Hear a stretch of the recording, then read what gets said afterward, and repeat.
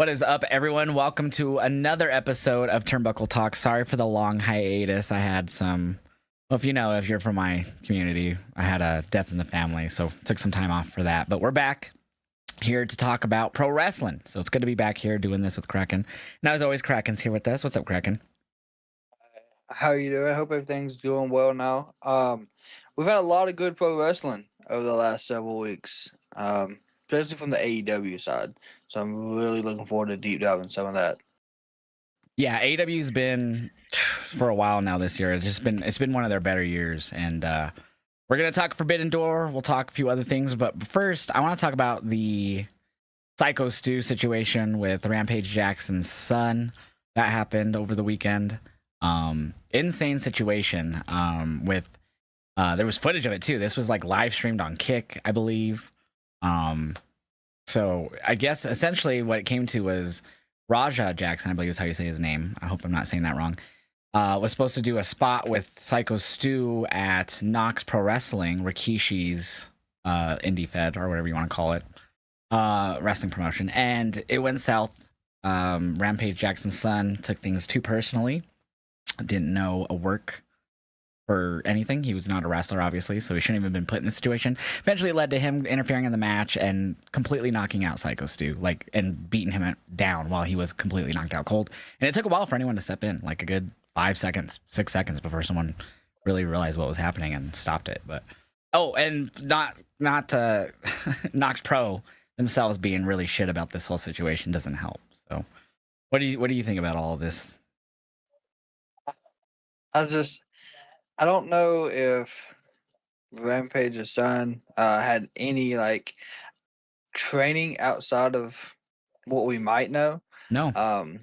And I know there's several different videos, several different clips been put together of stuff that happened leading up to everything. I think they should have explained more that if it was something that maybe was supposed to be part of the show, I think they should have explained it more because some of the clips you can see they're like, hey, make sure you give them a receipt for it, make sure it looks real. Then there's some where you can see him verbally saying, I'm not giving him another receipt. It's going to be 100% real. So I, I don't think he understood what was supposed to be happening, Yeah. but it's still uncalled for. 27 headshots like that repeatedly. I don't think it was that many. It was like I know it was like 12 or something. It was still something ridiculous, but it wasn't that many. Yeah, it may not have been. But it's still. I mean, he was out off the daggone slam. Mm-hmm. The second he hit the mat, he was out. Yeah, So, they in the footage that I saw from like the first part of it was Raja and Psycho Stu were like in each other's face, and then he hit him with like a basically empty can, it was like a beer can or something. And you hear Psycho Stu a few times, like a minute or like not even like 10, 20 seconds later, like, are you gonna sell it? Like out loud to his face, like, are you gonna sell it? And Raja is just like, whatever, I don't remember what he's saying. But he's just talking crap the whole time. And then at one point, eventually we get to where Psycho Stu like apologizes and they seem to like, yeah, okay, cool, whatever, And Raja blows it off. And it seems like that was it. And then you have the footage of Raja during the match talking to his chat after that one guy told him to give him a receipt and all that. This was after that. And he was like, I'm gonna go in there. I ain't gonna. I know it's scripted. I ain't gonna go in there. I'm gonna go in there and hurt him. Like, literally saying he was gonna go in there and beat his ass, all premeditated. yep. So I have, and a lot of people. There are some stupid people out there that are saying, "Oh, it's a work. It's a work." It's not a work. No one would voluntarily get knocked out like that and get beaten down over and over for any type of clout, unless you're really that dumb, honestly. But like, Sykes Stu is not that type of guy. I mean, former military guy, he's not stupid. So it's just a crazy situation. The fact that he hasn't been, there's like A, no charges pressed, and B, like just in general, no seemingly investigation at all besides just the internet witch hunt, essentially. Like, Raja was even streaming like a day, 2 days later. Like, he was like banned for like 24 hours on Kick after it or something. So, like, there's nothing right now. He's still doing his thing. Rampage, though, his dad has condoned it big time and said, there's even a clip of him telling someone, I don't know if it was from recent or in the past, Rampage telling some woman on his Kick stream that that basically he's been a crazy person since his mom was murdered, which I didn't know his mom was murdered, but Yep. no excuses in the end of the day, but like it just kind of gives you the, I guess, the start of maybe what went wrong in his life, or at least what could have started to go wrong. I don't know. At the end of the day, crazy situation. I don't know how there's no charges pressed. And then Nox Pro is telling wrestlers, apparently in their group chat, to essentially not talk to anyone about it or whatever it was. I don't remember the exact, like not talk about it or whatever the fuck it is. Essentially, just let shit happen. It's so stupid. It's really stupid situation. Nox Pro lost their WWE ID affiliation because of it. Yeah, that's another thing. That's what I was looking up. As of yesterday, LAPD is looking into it as an open investigation, but nothing has been charged. Yeah, so I don't understand how there is no charges. Like, how is Psycho Stu's family not pressing charges? I know he's conscious and awake, and that's essentially on him. But like, fuck, I mean, they may it's be waiting on him to make the decision, and yet again, I don't know how he's gonna react to it once he's. I would say he's in concussion protocol at this time for well, I sure. mean, he was knocked out, so they're probably checking for brain bleeds, brain damage, and I'm assuming more. But like, you know what I mean? Like, getting punched in your head while you're knocked out cold is. I've seen clips of street fights or even MMA fights where people get hit too much, and eventually they're, you know, you see them later in life and they're messed the hell up. I mean, CTE or They're not the whatever. same. But it's surprising that he seems to be on what everyone is saying, you know, at least conscious and everything, and just is, you know, talking, and that's good. But hopefully there's no long-term damage there, because could lead to that. And supposedly Cycle Stu got into pro wrestling to get away from, or to help with, like, ease with PTSD from the Yep. military. So that's crazy. So crazy. I hope he gets locked up. I mean, or if anything, some type of, lock him in a room with all the fucking craziest wrestlers in the world and let them handle it. You know what I mean? But Oh yeah, that. I mean, he could defend himself. Don't get me wrong. But when you know what I mean, let's look at him Oh yeah, getting knocked enough out cold and people. have people. Nah, I don't want to even see that. That's too far in general for anyone. You know what I mean? It's just so frustrating to see a situation like that in pro wrestling. Yeah, it is. Someone that doesn't understand the situation and Seemingly, yeah. has that background, it's still just uncalled for either way. I'm glad Nox Pro lost their affiliation, because if they're doing what they're doing, telling their wrestlers to like just hush about it and not talk about it. There was one that had been open about it that did a podcast like immediately about it. He seemed like to be the only like sensible person in that fucking locker room so far. But hopefully Rikishi can get a hold of his fucking promotion here, because this is ridiculous. Yeah, I know Akishi's wanting to make his name in the, I guess, the indie scene, but this is it's gonna hinder it in a sense. Hopefully not, but hopefully he can come back from this, make good on the situation after the fact, if he does what needs to be done. So let's just jump into some good stuff, because we had AEW Forbidden Door this past weekend. And I'll just say it. Overall, we're gonna go into the little deep dive here, of course, during this podcast. I loved it. It was a great pay per view. It was. It was really enjoyable. I wouldn't say it was a standout pay per view. Like, it wasn't one of those ones that was like really crazy, but it wasn't bad. It was super good. It wasn't just like, oh, that was a fine match. That was a fine match. They're like, every match delivered in a sense. Like, you didn't, for me, every match didn't feel like, oh man, okay. But like, everything was pretty solid. I really enjoyed it. So Yeah. let's jump right into this. Paragon, El Desperado, Yu Yu Yamura versus the Crew and the Don Callis family. The only thing I think I remember from this is the intro. Don Callis did the Spanish introduction for Hechicero, which I fucking love. Yes, Don Callis' Hechicero entrance, I think, has really built up Hechicero himself on AEW a lot. And I like how he'll interrupt Justin Roberts or whoever's doing it. Cállate, cabron. The way he says it is, Yeah. it's hilarious. So it cracks me up every time. It's like no accent to it whatsoever. So it just cracks me the fuck up. There's He'll nothing. roll his R's here and there, but it's still, because he'll do it on commentary too. But like he did on Wednesday, but I could not stop freaking laughing at this. I honestly, though, I couldn't tell you much about the match. I feel like I wasn't too focused in on this match during the pre-show. No, the pre-show started early for me. I know it started early for you as well, but like I was trying to get other stuff done beforehand because I know we had a big weekend all together with both shows. So I was not locked in for the 0 hour I aspect. wasn't. So on this one, Yamura, Strong, and O'Reilly and Desperado defeated Roosh, Action Andretti, Hechicero, and Josh Alexander. I have a little notes here. So the Alchemist got multiple chants of support during the Alchemist. Why does it say the Alchemist? Anyways, I'm confused. The Hill. Just don't listen to me. I'm all over the place right now. O'Reilly was a massively supportive to Yamura after the win. And the Messiah of the Backbreaker pulled the violent artist away from celebrating with Ishii. Oh yeah, so that was the one thing I do remember. So for some reason, so it was basically Conglomeration and Paragon. So for some reason, Roddy was pulling Kyle away from the rest of them to celebrate afterwards, and I didn't really understand why. I totally missed it. Like I just saw him pulling him away, and I was like, "What happened?" Did you see that? Yes, that's been going on for a couple weeks, I've noticed, even on collisions. Okay. Because you remember, what was it, maybe 2 or 3 weeks ago, you had Roddy talking backstage with Kyle O'Reilly, and then the conglomeration showed up. And you had that segment where Kyle O'Reilly was standing there just looking back and forth, not knowing where to Oh, yeah, go. yeah, I remember that, yeah. And so Roddy's been he's been very strong about, we don't need this conglomeration, we need to focus on us. And Hmm. so it's kind of putting a wedge with O'Reilly on where he needs to go. I feel like they just got back together, like, they've been together for, like, only a year again, O'Reilly and Strong, so this is interesting that they're already doing this. Yeah, I don't know if they're trying to, because we don't know what's going on with Adam Cole, how long he's going to be gone. So Yeah, I don't know if that's kind of the issue. They're trying to figure out what to do with that situation. interesting. Yeah, I couldn't tell you a damn thing about the match, though. That's, like, the only thing No, off the rip that I remember. I Um, don't a have any. Yeah, I don't have Jack for that match.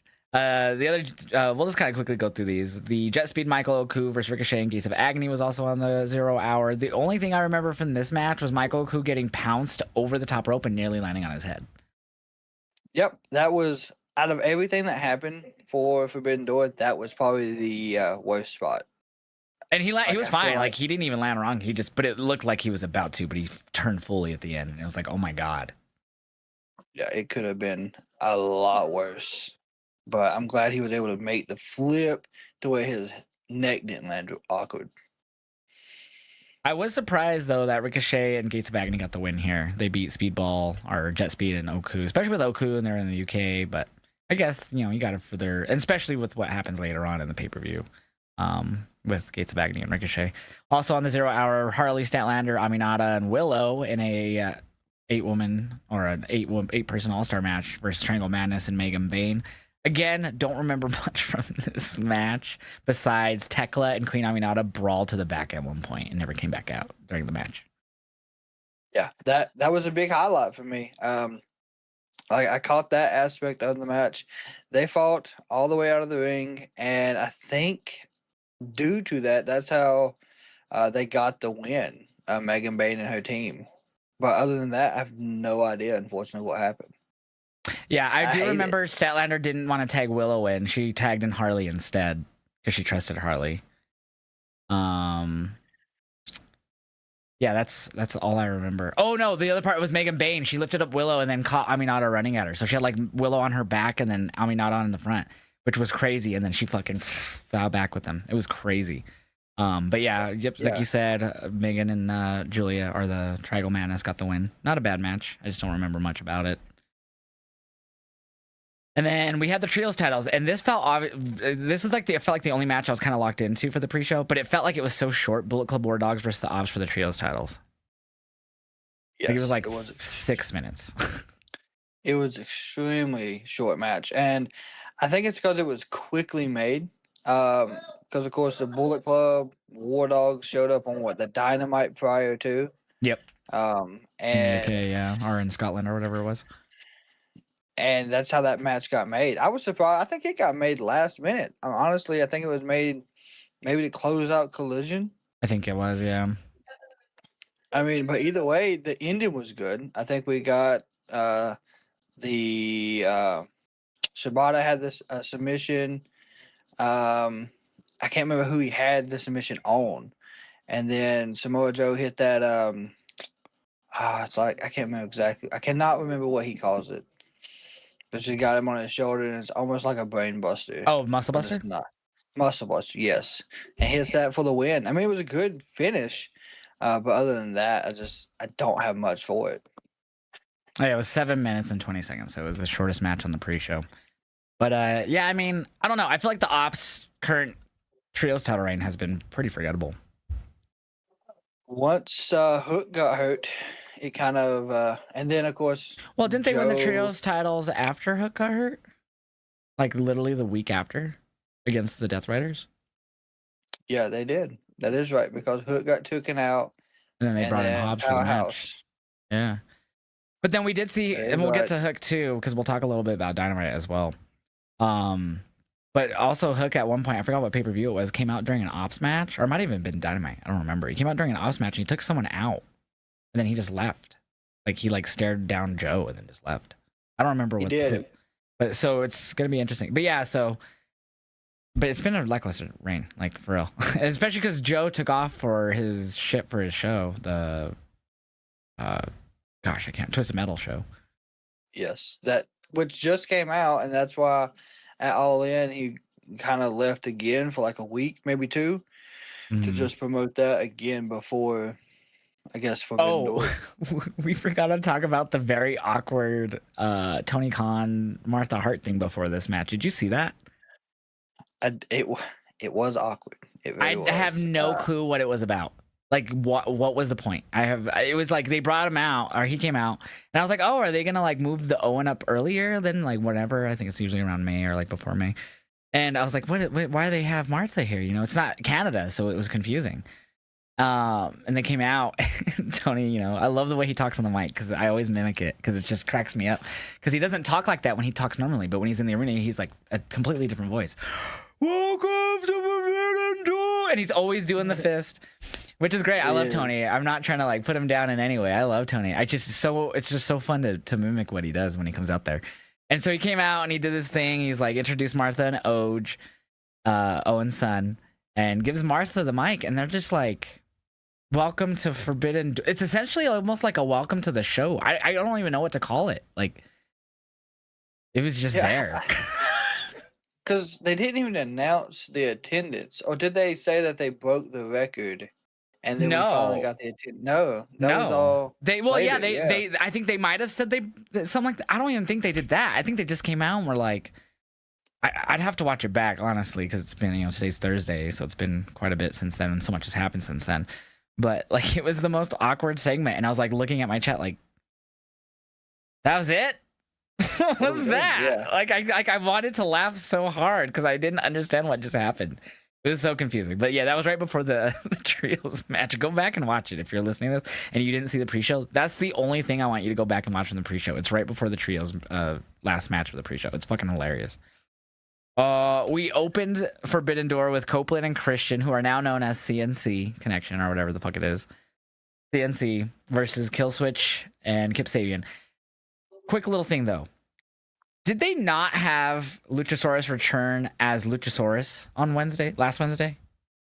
Didn't the Titantron say Luchasaurus? And all that last Wednesday when he returned when Nick Wayne announced his injury? I could have sworn, because I even asked people in my community, and they're like, I'm pretty sure it did. Like, he did have the Luchasaurus. Because he's obviously wearing the green Luchasaurus mask. He's not in the black. Yeah. So it's a weird situation. It's almost like, to me, how do I boo Luchasaurus here when him and I won't really lump Kip in this because he wasn't really there for a lot of this, but him and Nick were like treated like shit, and it was obvious. So it's so weird, like having Christian, and he's still having heel tendencies, but it was such a weird match for me. Like I was wanting to cheer on Lucha. He was treated like shit forever from Christian getting his title. He was cucked from his title. He handed it over, but like, you know what I mean? Like treated like ass for so long. Always forgotten about. And here he is, the heel against the babyface Christian, which again, they did tell the story of Christian was trying to overcome the heel tendencies a bit. And he didn't even want to take in Cope beginning the match. He didn't want to like take it in. So it was just a weird dynamic for a match. It wasn't bad. It just was so weird. I feel like there's very rarely that type of dynamic in a match. Yeah, and I don't feel like Killswitch got over as the heel in that match. Even though that's kind of how it was put together. Well, there was also Because of some course, confusing spots. So he even at one yeah, point had Kip Sabian on his shoulders, and it was Cope that like knocked him off of his shoulders. It was weird. It was like he was helping them at some points. At least that point. That was the one that yeah, confused me the most. Was that spot? It was like Kip was up there with Cope, but Cope was like about to knock him down, but then Luchasaurus or Killswitch came up and picked him up and just held him there. I was like, what is going on? I am so confused. I want to cheer on Killswitch because of the way Christian treated him, but then he's helping Cope. What is going on? yeah. There was a lot of confusion in the match, but I think it still got the point over because anytime Killswitch was in the ring with Christian, you could see the anger come out in Killswitch. But then anytime that, if to me, when Cope was in the match, it was a different person. It was like Bro. the demeanor changed. But there was a lot between Kip and Killswitch in this as well. They were not on on the same page, ready to be tag partners. And not saying like it didn't flow well, but you could see how Kip was like, "Hey, tag me in, tag me in." Instead of Mhm. doing a regular cat tag, Killswitch gave him a chop, Yeah, he knocked him chopped off the him. apron. Yeah. Yeah, and so I think that's gonna add some more dynamic to that group, whatever they're gonna go by. I don't know if they're still going by the patriarchy. Yeah, I'm not sure. Um, but I when think Nick they are. Wayne finally gets back, I think that's gonna cause some issues as well. Because you even heard Mother Wayne saying, "Trust it, just trust him." It's gonna So be she's trying interesting. to, Gonna be yeah, it very will be. interesting. Good match. At the end of the day, we saw Cope and Christian get the win, which I thought was pretty predictable, but not a bad predictability thing. A good match, but again, I just felt the dynamic for me personally was a little off, just because I wanted to cheer on. It was like MJF and Adam Cole when they brought back Adam, and he attacked, and then of course then he got hurt, and then they finally finished off that feud. It was MJF as the heel, but the crowd was cheering him because he was justified, and Adam's, it felt like that. It did. It very much did. After that, we had the TNT title, Kyle Fletcher versus Hiromu Takahashi. This is up there for match of the night with me. I had a few matches that I kind of put on the same peg. I felt like there wasn't one, at least to me, one match that was like, well, I guess you could say the main event, but everything felt the same when it came to like top matches. They were all really good, but nothing stood out above the others. So this one I had up there. I'll let you take over. What did you think of this match? Well, for this being my first time seeing Takahashi, I think it's how you say his name, in a Mhm. match, I was extremely impressed. Because I know we've seen him in the tag team match, Yeah. but on Dynamite, but I was extremely impressed with this match. Um, the transition between the two throughout the whole thing, it was fantastic chemistry throughout the whole match. I honestly, and they did the comparison themselves throughout the match, but I see why they say that Takahashi is the Darby Allin of New Japan because he was just encouraging the I guess the punishment because he was not backing down from nothing. Yeah, no, I've seen him before. He was in LIJ with Naito and others in New Japan. I'm not the biggest, like, I don't know much about Hiromu. I've only seen him when I watch, like, Wrestle Kingdom and whatnot, some of the G1 or whatever. I don't even think he's even been in the G1 now that I think about it. I could be wrong on that, but he's very, very good. A lot of he's won a lot of the best of the Super Juniors, I believe is what it is, in New Japan. Yes, I think Um, or one of those tournaments. I think it's Boss J.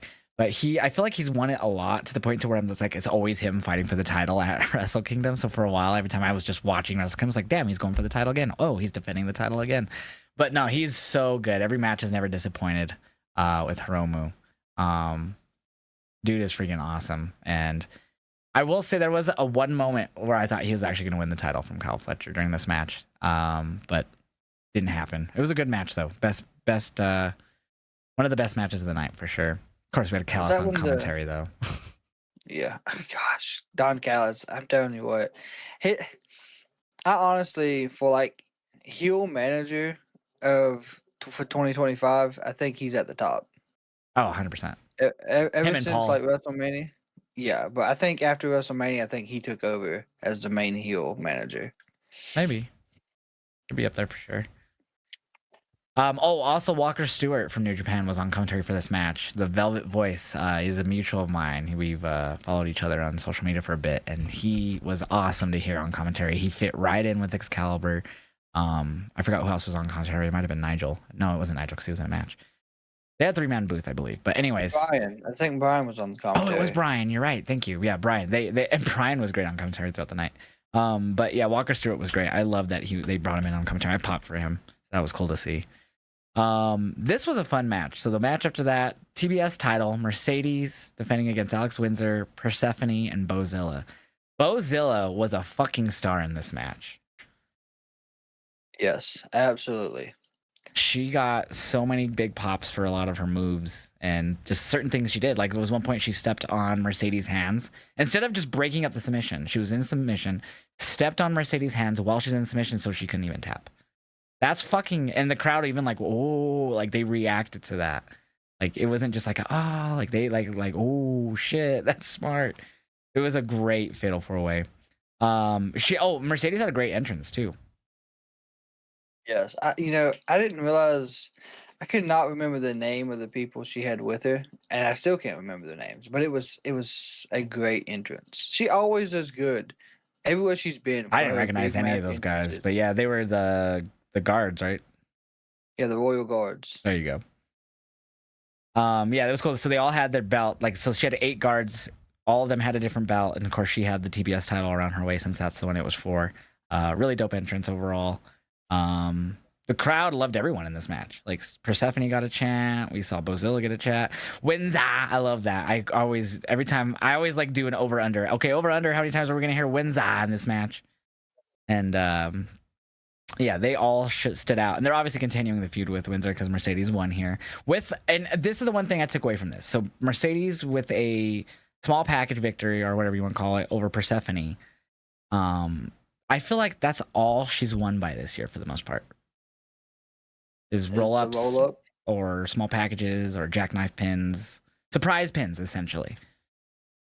Yeah, I was surprised it ended in a roll up pin, honestly. But in my opinion, that's her signature way of getting out of the match quickly when she feels kind of threatened. I just feel like she hasn't had a signature win this year. Besides, obviously, the Owen, but she won every single Owen match the same way. A roll-up Yes. jackknife or small package. Yeah, I'm getting you're tired of right. it. I'm getting very tired of it. That was my one immediate takeaway. I was like, wow, she's winning every match this year with the same fucking thing. Like, she hasn't had a definitive victory. And that might be what cost her because she'll try to go for that quick pin against whoever she goes up against next, and it'll get countered, reversed some way, and she might lose on a roll up. I mean, she's lost, she lost to Tony, and she's lost a few, like, tag matches, but she never got pinned in. But I don't know. If she's gonna win, give her a solid win at least. I guess that's the route Yeah, they're going for, though, is just to, like the heel who always sneaks her way out at the end of the day. But man, it's a fatal 4-way. That one should have been a more definitive win. I feel like. it should have been because I feel like Persephone could have won that match there at the end. I didn't really see Persephone before this match. Like I think I have maybe once or twice with the AEW in them, but like she for some reason in that match just like I don't know what it was, just her facial expressions, everything. She was great, and she's good looking, but but she was great in this whole match. Like for real, like I didn't know what to expect with her. Bozilla I had seen because I've watched her in Pro Wrestling Eve, but I didn't know what to expect with Persephone. I expect her to be good since she's being on the card, but everyone stood out in some way, shape, or form during the match. They did. And I think the biggest moment, the bump that I think was the worst, where they got in the that one corner closest to commentary, and it was Windsor. I think was the base of the German suplex because she was in the tree of woe, and then she pulls Bozilla, which had Persephone, and then Mercedes was at the Oh very top. yeah, that was awesome. Like a Yeah, Tower of Doom. yes, it. I know Mercedes caught the worst of that, and I could tell throughout the match it was really bothering her. her back was on I that also one. thought Persephone was badass when she got fucking Bozilla up with the crucifix bomb. That was insane. Yes. In fact, because Bozilla That, is huge. So the fact that yeah, she they got were her talk. up, it was insane. Yeah, they were talking about, this would be the first match Persephone really wouldn't have the strength aspect in her corner because Bozilla was stronger than her in this match. Which probably is, but she's picked up Bozilla like fucking beast. It Like was a it was great match. nothing, yeah. Monet retains. Not a bad match though. It was a really solid fatal four way. Everyone looked great in this matchup. And then after that, we jumped into the IWGP World Heavyweight title, Zack Sabre Jr. versus Nigel McGuinness. Of course, more of a tactical, strategic battle in the ring, more submission based, grapple based. What did you think of this match? I thought it was a fantastic match for possibly Nigel's official last match. I think he's actually done after this one. But I hope I not. think the technical side of it was great. That you actually got to see, I guess, grappling wrestling more than the power side of it, Yeah. in my opinion. And I like that type of matches. You don't really see those anymore. Because you got a lot of the people wanting to hit the big moves, but I mean, you think about wrestling, it's all about grapples and submissions per se. But I think the main thing that stuck out to me was the end of it. The possibility of Garcia was what looked like he was going to turn.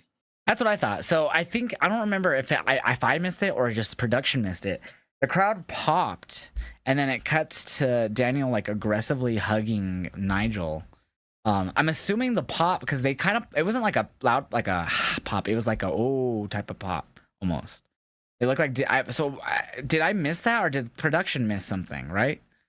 Production missed it because Fucking Josh and it was hard to Matthews. even see, but remember Garcia was wearing that like jacket. And so Nigel was in the ring. You see Tony get in the ring, or Shivani, and then you hear the pop, and then you look back at the camera. They finally pan back to the ring.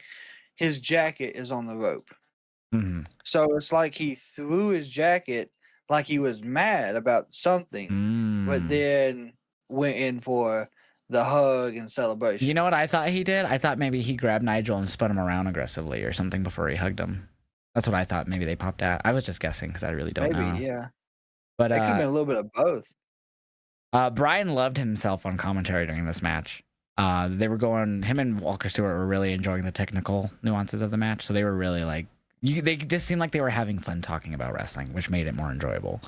They did. Um, oh yeah, and also Nigel McGuinness had a pre-taped entrance with Johnny Saint playing a game of chess, talking about technical wrestling and basically him representing a different generation of British wrestling. Him and Zach, and then they had ringside. I forgot who the other man was ringside, so apologies. But they had Johnny Saint and some other British wrestler ringside for the match that they went out and hugged afterwards. But man, it was great to see like the generation from Nigel. Obviously, he was in the era of the 2000s, and then him with Zach to finally have that one-on-one. And they faced off at last year's All In during the Casino Gauntlet, which was fucking huge. But to have them to have a one-on-one match was, I think, great. It was fucking amazing. I really enjoyed this match for what it was. And I'm a big like move guy. Like, give me the fucking super kicks into the fucking crazy ass speed moves, like just back and forth. Basically, Bucks. Give me Buck style. That's my favorite style. Or Kenny. And it's complete opposite. And this match was still fucking great. Still enjoyable as hell. Yeah. This is up there with probably the third best match of the night, just because of the technical wrestling side for me. Oh, definitely. So after that, we had the World Tag Team Titles trios match. The Hurt Syndicate defending against FTR and Brodito. Excuse me. I will say this is a good match. Both teams, all three teams worked really hard in this match. Obviously, the biggest takeaway is new tag team champions in this matchup, and it was due to Gates of Agony and Ricochet running off or beating down, if you will, the Hurt Syndicate, where there was no MVP here. I'm assuming if I had to take a guess, maybe he wasn't allowed in the country because of his past, which would be crazy. It was so long ago. Yeah, but sometimes it just happens that way. I know because it had to have been because he wasn't there for Dynamite. Dynamite either. He was there for the Dynamite beforehand. Yeah, he was on Dynamite this Wednesday, which was here in the Yeah, States. So and even the one before the one, I guess the one at the in London, maybe is what it was. yeah, he wasn't at that one. Yeah, so it has to be something travel wise that he wasn't there. But my my biggest thing in this was the chemistry between Bandito and Bodie. It improved so much over the last 2 weeks, and it's gotten better. They actually came out and had their own entrance as well, which once they came out to the same entrance song this time and not two separate entrances, I had the feeling I was like they were going to give it to them. We will have new tag champs. I actually thought it was going to go to FTR, so I was a little bit surprised that Brodito ended up picking up the win after Gates of Agony and Ricochet beat down the Hurt Syndicate in the aisle. I don't remember if they fought, because I thought they just stayed in the aisle, because they came out wearing the New Japan jackets. So I actually thought it was a New Japan, but I was like, who is this? And then they revealed who they were. But I don't think they even battled them all the way to the back. They think they just beat them down on the aisle and just left them there. Yeah. Then they like stood there for the end of the match and like watched the match. And which it ended right away. I will say I was a bit bummed at the end because it seemed like there was a little, I don't know what it was. So they did their front flip, assisted front flip splash maneuver or whatever you want to call it. Brodito does, but like he kind of missed. He only got like his like upper body like right from here up landing on whoever he pinned. I forgot, Dax or Cash. So he barely got him. He hit him, but it was like, okay, he didn't get all of them, whatever. Pins him, but then he like slides off the pin. So it was like 1, 2, the ref stopped. He recovered him 1, 2, 3. Yep. So that annoyed me. Yeah, and Cash, if you watch it back, I mean, Cash even stopped his assist to stop the pin because of that. Yeah, so it was match was good. I hated how that ending looked though. The ending looked really bad with that like half miss splash, front flip thing, whatever you want to call it. And then him, I don't understand how he even slid off on the pinfall. I was so confused by that. Shout out to the ref for not just fully counting with 3 and realizing it's not a pin anymore. Yeah, because that would have been probably even worse. I guess the ref actually stopping the pin was the better outcome. More credibility. Yeah. So I'm glad that was the route it went, but it was like, damn, what the fuck just happened? Yeah, and the last couple times we've actually talked about Dynamite and this move in general, it's been clean. We've even talked about how we've been worried that he was going to overshoot when he does the leg press. He undershot this time. And he undershot it for the first time. So, I mean, and yet again, he could have been tired. That was a long match, I think. I think it might have been the longest besides the main event and co-main event. That one was 15 minutes. It was actually up there, yeah. So at this point, the longest match was Nigel and Zach. So that was 17 minutes, and then Mercedes Fatal 4-Way was 15 and a half, and everything else was less than that. So this was actually the same 15 and a half minutes, literally. Oh, wow. And then, of course, Bobby Lashley with the one-handed spine buster to Bodie, which he got up from right away. That was insane. But yeah, and I think this was after this match. I don't remember for sure, but I have it here. We saw Queen Aminata and Tekla come out and continue brawling. So I think it showed them backstage at first, and then they came out and started brawling, and then that's when the rest of the Triangle of Madness came out and started beating down Aminata. And then we got the return of Jamie Hayter. Yes, finally. Yeah, so she got her in storyline. They took her out. It was Tekla. That's how Tekla debuted, was coming out and beating down Jamie, and she's been out ever since. And she's been on, 3 months? It's been a while. Yeah, she had a match against, was it Mercedes? And I think Renee was doing an interview with her in the ring, and the lights went out. And that's when Tekla debuted. I don't think it was with Mercedes. I think it was with Jamie. But Jamie's the one who got beat down. Yeah, Jamie, she attacked Jamie, but I think it was after the match she had with Mercedes. It was after a pay-per-view. It was a Dynamite after, I think. Yeah, it was a Dynamite. It was a random Dynamite. I thought it was just a random interview with Jamie, like on the aisle with Renee or something. It might have been. I don't know. I don't think there was a match involved, but it was just because Jamie was already hurt, so it was just a random interview to write her off. But Yeah, so anyways, that was cool to see Jamie return. So she came out and helped beat down the whole Triangle of Madness with Aminata and ran them off. So hey, another person you can throw in blood and guts if you want it right there. There you go. And then that's also pushing more towards the women's tag team titles. You could have Amanado with Jamie Hayter if they're still wanting to build tag teams. Yeah, that's true. I mean, Tony's already announced that he has made the titles. He's just waiting for the right time to actually introduce them. Yeah, I mean there's a plenty of people on the roster that you could put the titles with, or even run a tournament if you already know who you want to be champs. Yeah. So after that, we got Kazuchika Okada versus Swerve for the unified title. So essentially, our last 4 matches are in a way the big matches of the show. And this was a solid match. I will say I expected a bit more, but with the talk of Swerve being injured already prior to this and going to be needing time off, I can see why it wasn't anything crazy when it comes to an Okada match. No, you still got to see Okada be himself in this one, but I think there was a lot of precaution on Swerve's side. I guess so. I felt Um, like I felt like this match never hit the next level. It never felt like if they're wanting to represent the unified title as another world title, that didn't feel like a world title match to me.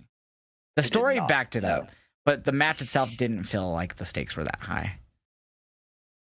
no, and yeah, honestly, it didn't. But I feel Swerve was trying to protect himself. I didn't see the normal Swerve highlight spots that you would normally see in his matches, because if you remember, he went over the top rope and tried catching himself, and when his knee gave out, that's when like the whole match for him slowed down. Well, yeah, the whole match was to work on the knee. Like there was multiple points where they worked over the knee throughout the match, and obviously Okada got the win. But there was a few interesting things here. So obviously after the match, Okada continued to beat down Swerve. He trapped his leg between the stairs and the ring post, and he beat it up with a steel chair.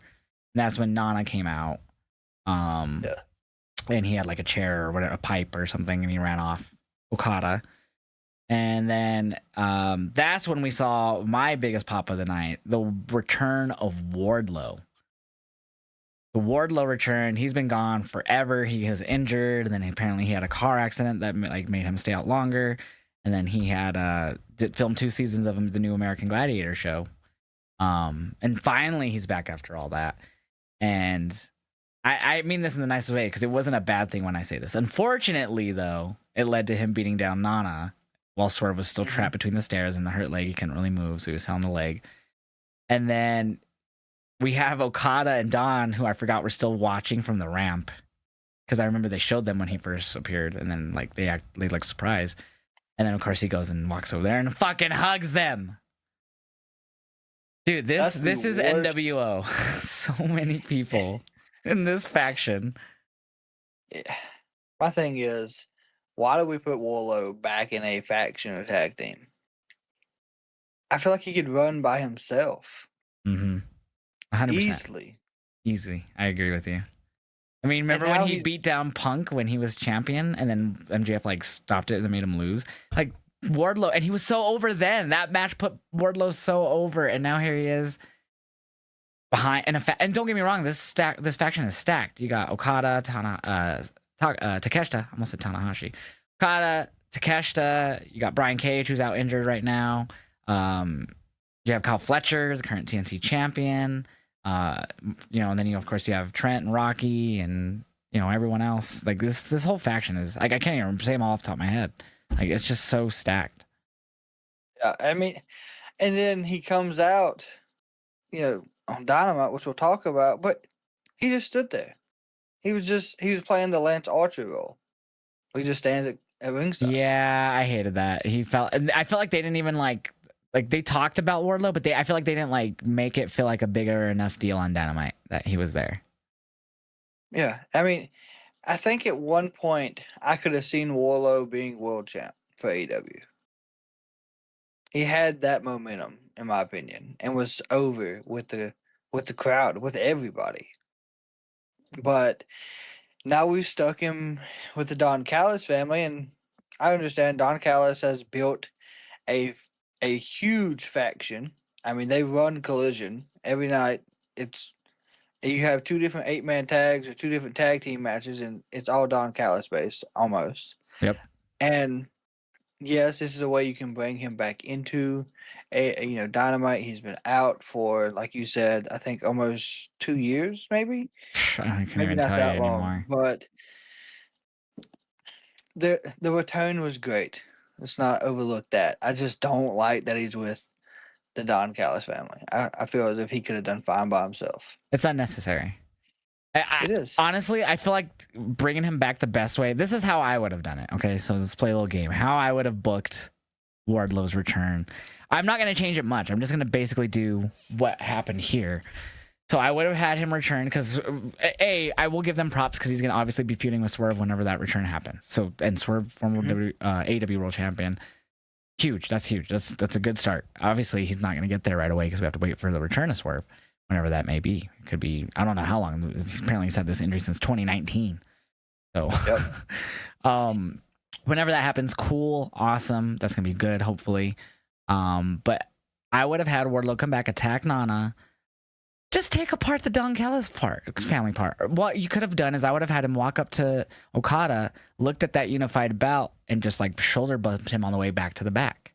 Make yourself feel like you're going for everything and anything. I feel like at this point it would have been the perfect time to make him a main event player because you've had him in the same faction purgatory behind playing second fiddle to people in the faction, managers, MJF. And then he's had unfortunate injuries and whatever. Like it, I think that what they're doing now is okay, but with what they did on Wednesday, with like you said, they just had him walk out with Don and just stand there in the Lance Archer position. Not a good start after the return.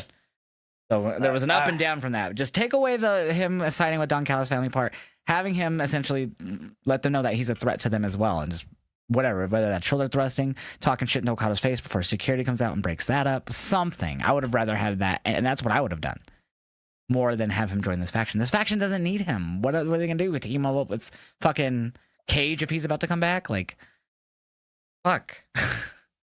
And I will say it could have been a worse return. Like he could have showed up somehow in the main event and sided with the Death Riders, which would have not worked in my opinion either. Or he that would have been more interesting to say the least. It would have been. I mean, yeah, it probably would have, because of course that would add. Yeah, him and Claudio would have been like they didn't even. Maybe they will on Collision, but they didn't even like justify his choice to join them. Like, you know what I mean? I mean, you don't have to do it immediately, but I mean, he felt like he played second, fourth fiddle that night.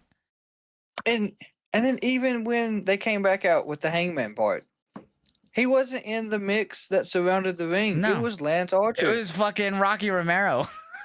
Oh my god. Because could you imagine if it would have been him? Because then you would have had Hangman and Kenny staring down Lance and Wardlow. Yeah. I think that would have fit better. I agree. Yeah, I don't understand why they stuck him in there. Hopefully it plays out well. We'll find out more, hopefully, on Collision, if not Dynamite next week. So. But glad he's back. Just confused on what's going to happen next. So what was next after that? So Swerve Okada. Okay, so we have the women's title. Timeless Toni versus Athena, who officially cashed in her contract for this match. Yeah. Didn't mean to cut you off, but this whole contract thing, I did not like at all. I didn't care for it either. If we're doing the contract, and I know a lot of people don't like it to be compared to it, but if it's a contract that you can use whenever, don't put it in a briefcase. Don't put it in a dang tin thing.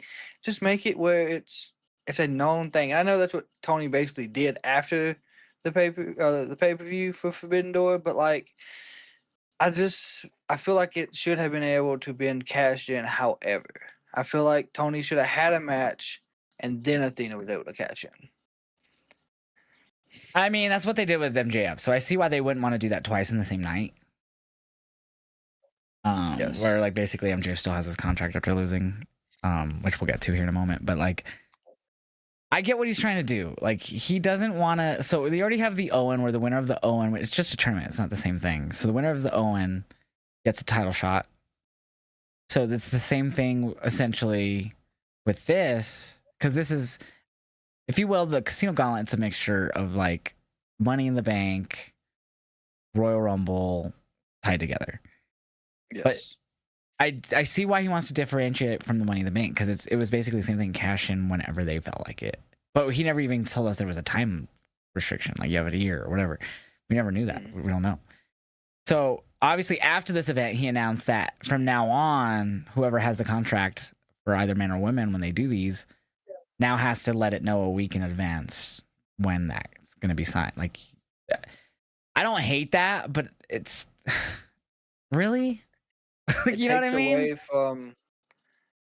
away from the pop aspect, the surprise, because now if I know, so if I'm Hangman, I know MJF has got this contract still.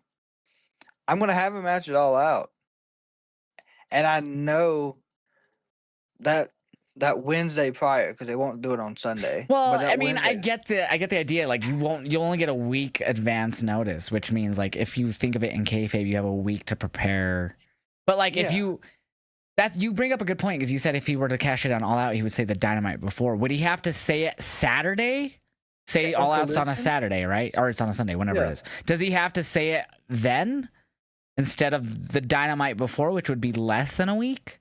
Like, it's a little nitpick question here, but like, I'm actually curious if we could ever figure that out. But I don't know. I mean, the only other person that you could think of that did this, or like they like notified beforehand, was Rob Van Dam with his Money in the Bank. He told John Cena when mhm, he was going to cash in, and he did. he did. Um, I don't know. I guess we'll just have to let it play out. I'm hoping that they could really let the creative juices flow with this, and they can make it work with MJF with his little dastardly heels shit that he always uses with it. Maybe they'll do, and I kind of hope not, because they've done this quite a lot with MJF already. Maybe they'll do where they like Hangman's like gets to a point to where he just like MJF. Maybe MJF always comes out after all of his matches, like for a while, a few months, just teasing that he's gonna do it, teasing that he's gonna do it. You know, he's like, you can't do that. You have to tell me. Tony says it.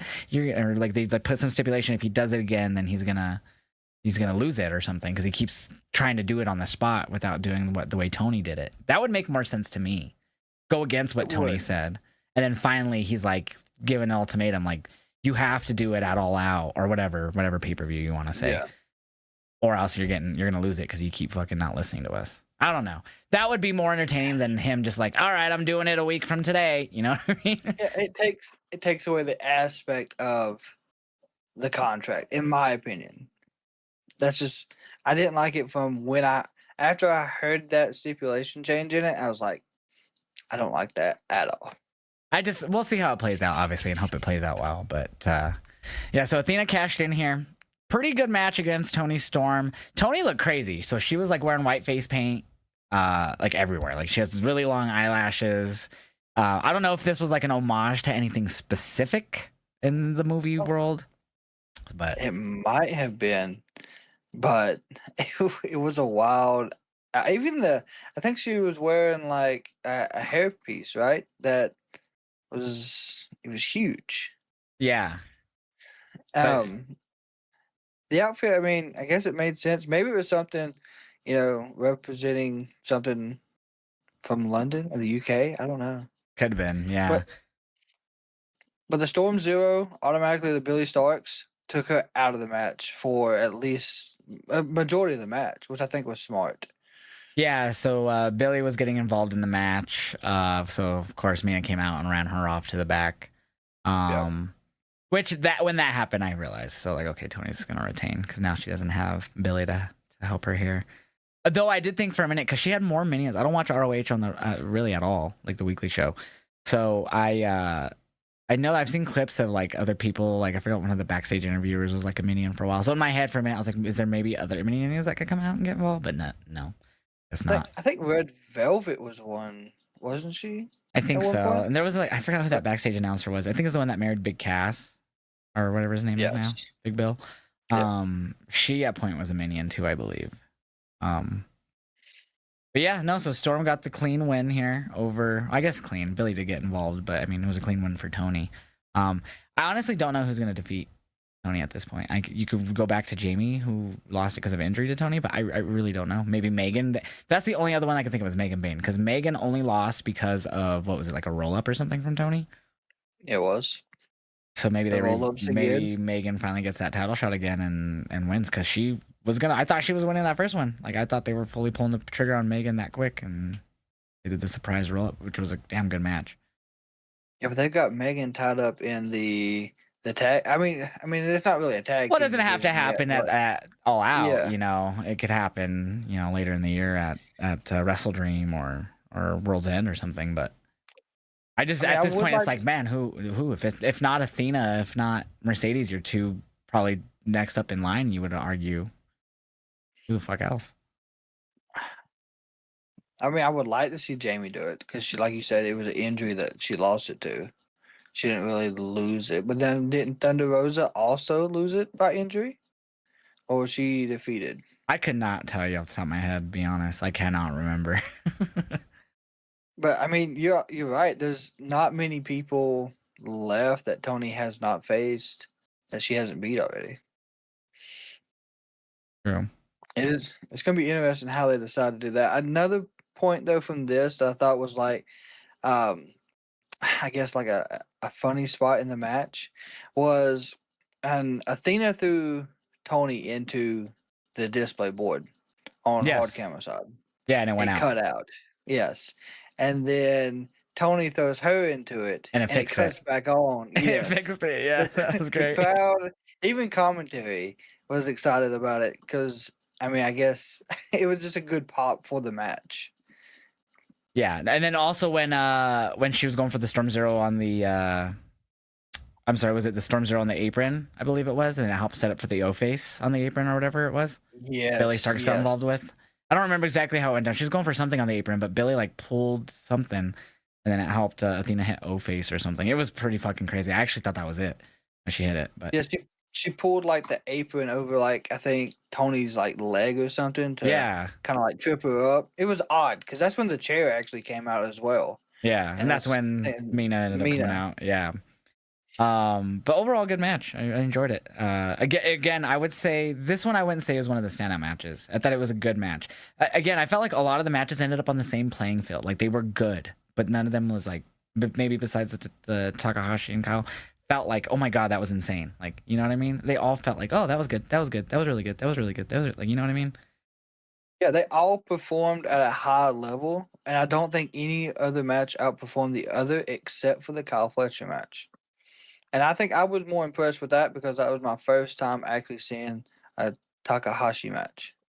Because I'll say the same about this next match, Hangman and MJF for the world title. Good, really, really good match, but it wasn't like a super standout match either. At the same time, like there's nothing wrong with it. It just didn't feel like, man, that was crazy. I can't believe that. Like it just happened. Like you know what I mean? It was just really good at the end of the day. It was weird because it feels like for me at least the end of AEW shows there's like 3 or 4 matches and I'm like holy, or like 2 matches I'm like holy shit, dude, that match. Like you're just talking about it and Yeah. talk. I didn't feel that coming out of this one, which was not a bad thing. It just felt like they all hit the same almost. There wasn't a match that outshined everything else this time. I think they were Um, perfectly booked. so MJF essentially, I will say, uh, was the one who fucked himself in this match by exposing the turnbuckle. So he exposed the Yes. bottom turnbuckle, which eventually Hangman got wise to and used on him. And I think that was essentially the end of MJF there. I actually thought MJF was going to pull it off a few times. I did too. But I really thought that they were gonna make Hangman like just a transitional champion. Unfortunately, I hate to yeah, use that phrase. I don't know if they had like 2 diamond rings, but there was a point where like one of the diamond rings got taken or like got tossed out of the ring. And then he just somehow pulled it out of his shorts again. I was like, what? I mean, he's won it every year. He might have more than one at this point, but I mean, commentary said yeah, that he must have went out and grabbed it or something. I remember them saying, I was yeah, like, I guess 'cause good cover, but that was so fast.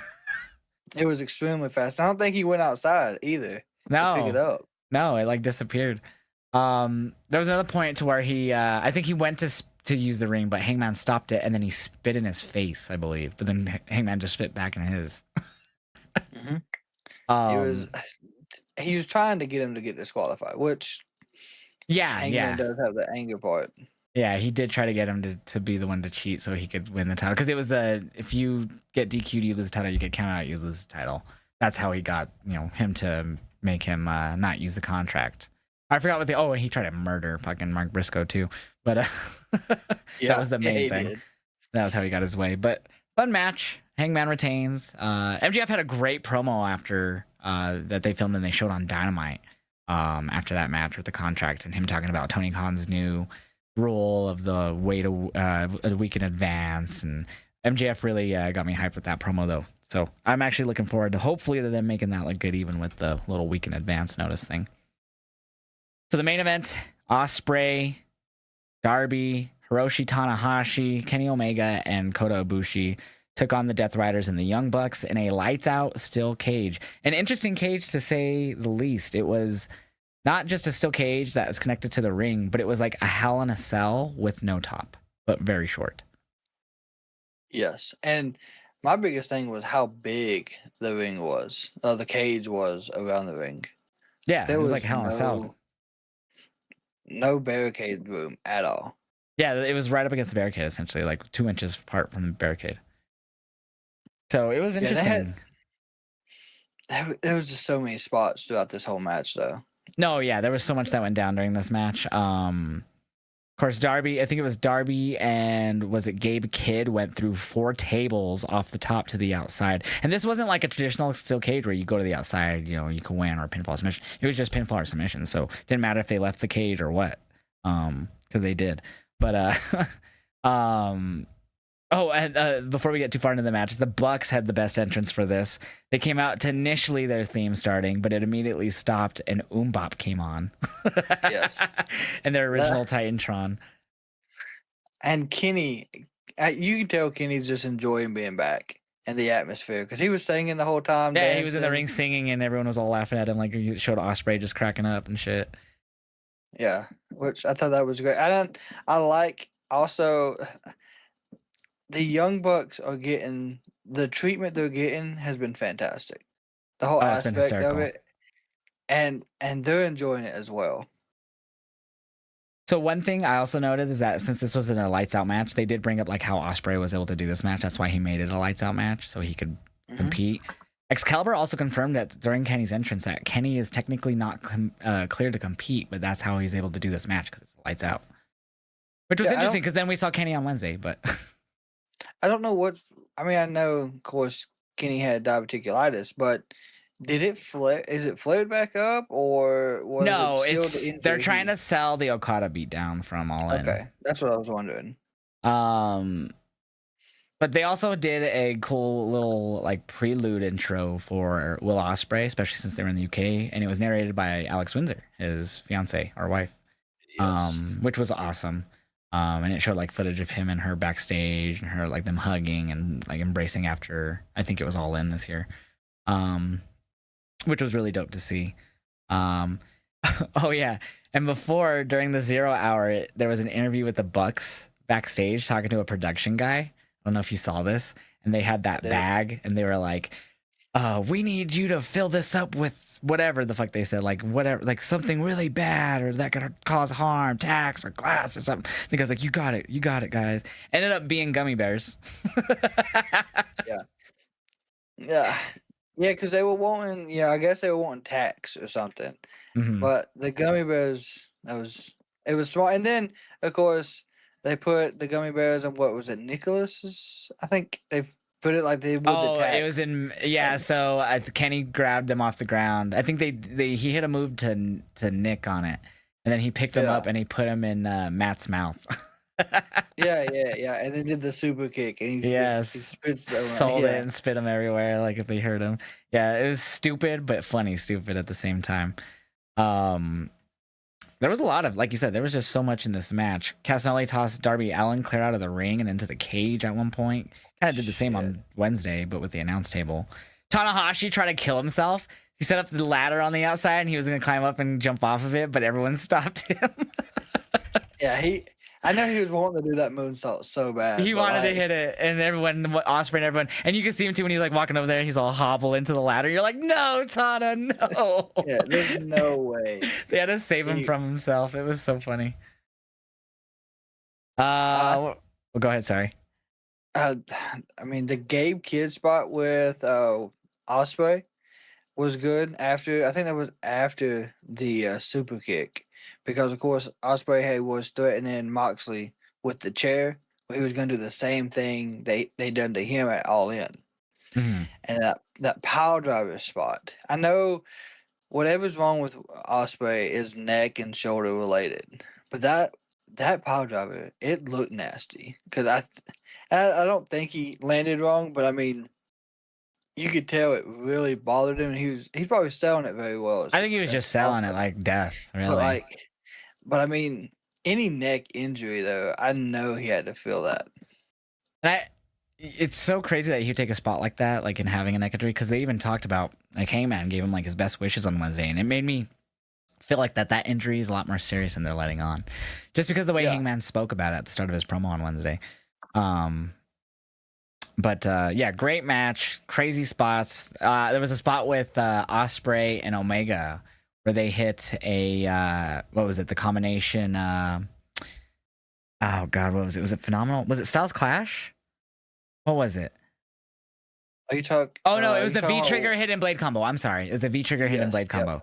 Yes, that was super sick. There was another thing though that was like a combination. Oh no, I'm thinking of Wednesday. I'm thinking of Hangman and Omega is what I'm thinking of from Wednesday. Yeah, That's what they I'm done mixing the up. buckshot, but I think they also did the hidden blade and one winged angel as well in this match. Oh yeah, from the he was like on the middle rope. Yeah, Osprey and then Yep, Kenny hit and then he hit the that was sick too. I believe that's what ended the match actually. it was, and then the frog splash after that. If I think that's how they ended it. Gosh, I don't even remember. I'm trying to fucking see here on these notes. It doesn't say. I didn't write it down. So Yeah, I know the I didn't one write winged it. angel for sure was in there, and then I think the holy shit moment of this match, other than Darby, uh, with Gabe Kidd, was that spot with the damn fork. I don't, I don't. Yeah, so Geekbox actually linked everyone's reactions, yours and mine included, into one video of us just all screaming as soon as he Yeah, started stabbing. I think you did more of like a disgusted look. I'm just yelling, "Stop! Stop!" because it was so like crazy. it doesn't matter how many times I see AEW do some stuff like that. It's just, it is. I don't know. I can't explain it, but it is like nasty. Like you can almost. I'm one of them people that can almost feel the pain. Oh yeah. I guess seeing it, and like it's just there's no way. I'd be like, yeah, if the spot comes up, just stick a fork through my damn ear. There's no way I've been okay with that Well, it one. lets that spot eventually led to a promo with Darby that aired on Dynamite, and Darby was painting with his blood on a wall, and he wrote "all out" in his blood. And I think there was Yeah, something else on there, but basically he's trying to challenge Mox, and it led to on Dynamite Wheeler declining the challenge, and then that led to Hook returning, and so on and so forth on Dynamite. But like, man, that spot was. As much as I love AEW and see the violence, like I, was at the GCW show in Dallas. I think you were at that too, weren't you? no, I didn't get to go to Oh no, okay. GCW. So like I was there for that, and that's obviously GCW's GCW, so a lot of craziness. There was a ultra-violent title match that I saw live with Matt Tremont where he screamed and fucking blood squirted out of his head, and it was fucking crazy. Yeah, Like, so I'm in for the violence, but man, is it every time I see it, I still have to cringe, bro. As much as I enjoy yeah, it. yeah. Like there's a reason they call it for the sickos. They say that, and I guess that's some of it. We enjoy the chaos violence that comes with the product. Oh, 100%. Of course, after this match, though, we saw Will Ospreay was alone in the ring. Everyone kind of let him get his moment to, like, hey, thank you, especially in his home country and all that. We knew he was going to be taking time off. And everyone left him in the cage for only the Death Riders and the Bucks, who were the closest to beat the shit out of him. What I was funny about this to me though is like, yes, they could have still walked around the cage. There was like a tiny gap. They said like, so no one like I think only one person tried to start climbing the cage, and that's when you saw Yuta like push the kendo stick through the fence. But then no one Mhm. ever tried to ever again. There's 5 of you. and not one person thought of walking around the other side where Marina went and climbed in, no problem. Nope.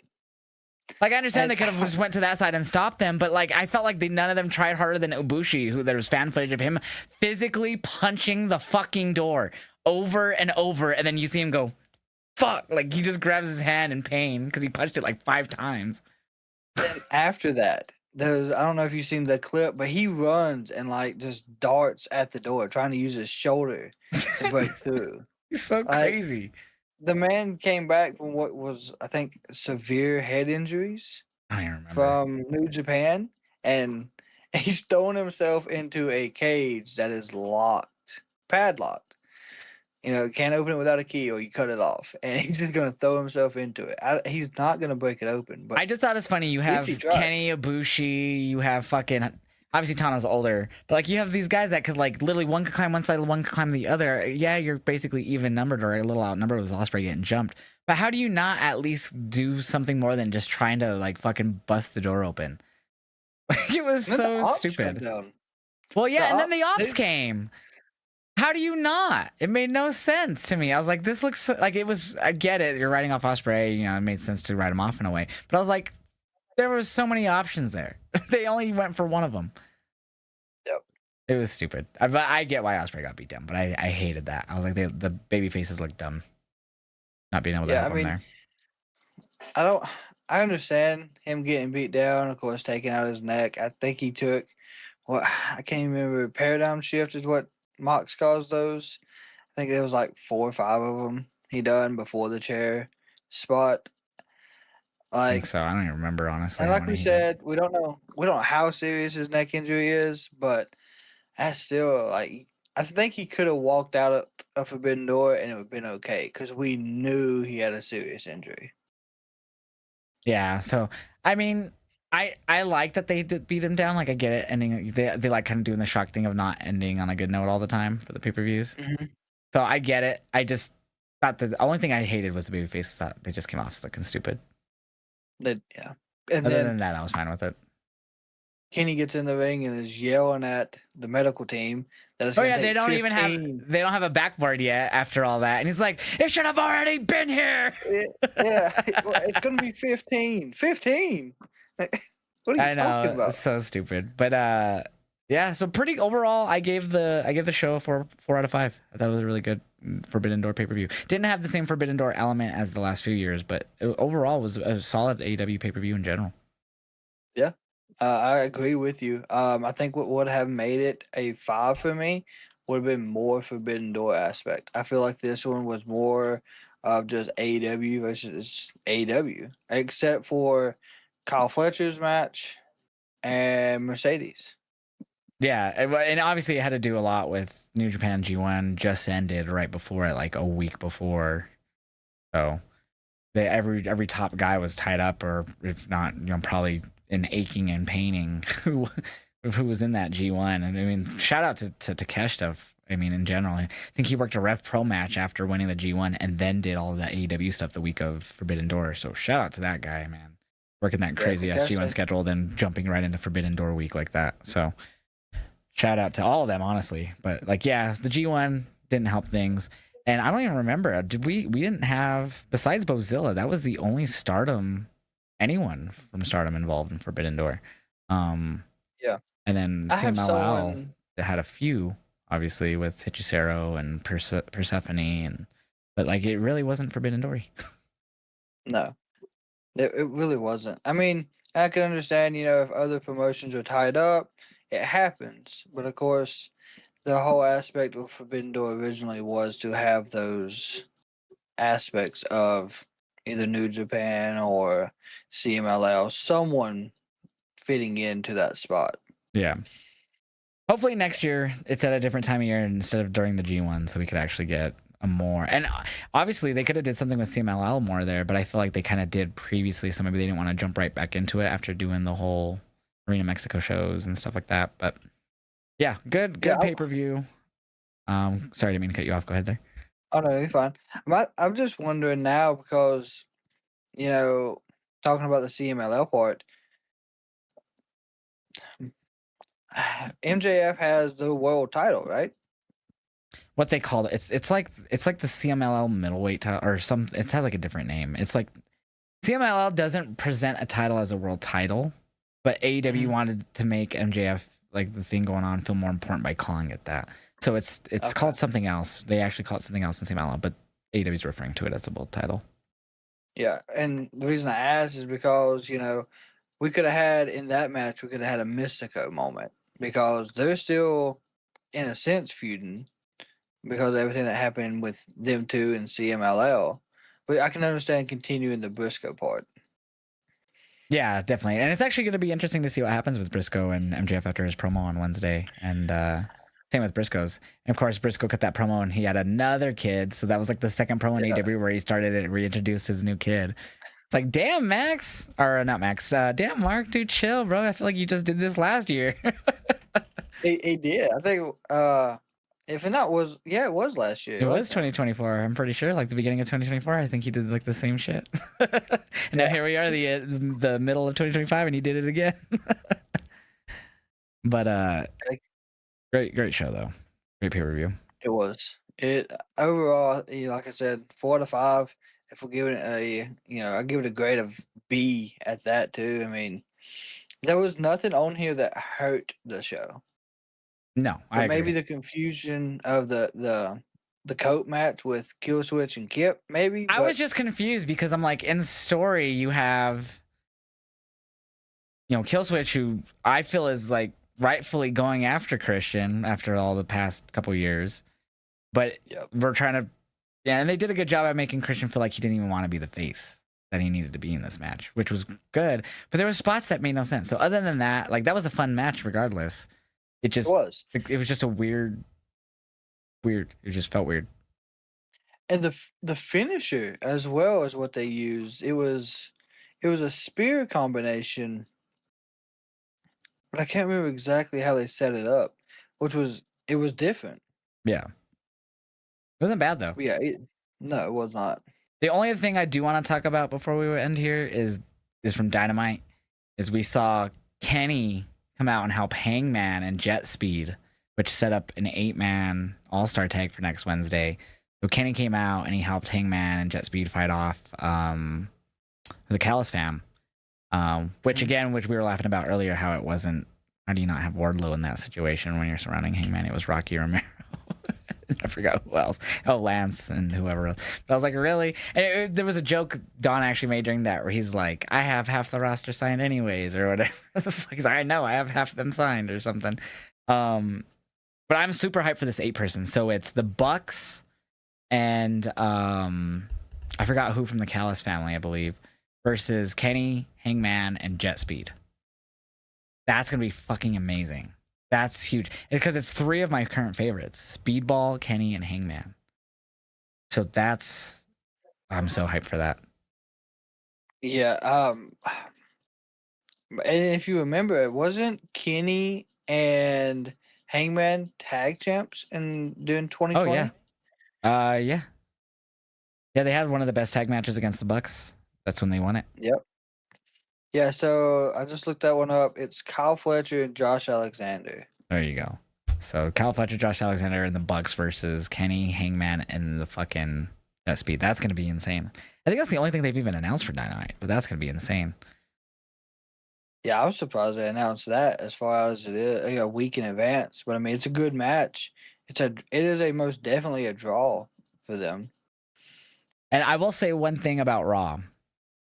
We're getting the same shit we did with Judgment Day in 2020. Was it 2022? I think it's 2023. Where we're just ending Raw with the same vision, beating down the faces or getting run away from the faces, whatever it is. It's only been like 2 months, but dude, it's already getting so boring. Yep. My biggest takeaway from Monday night was probably the build up for Roman and Bronson.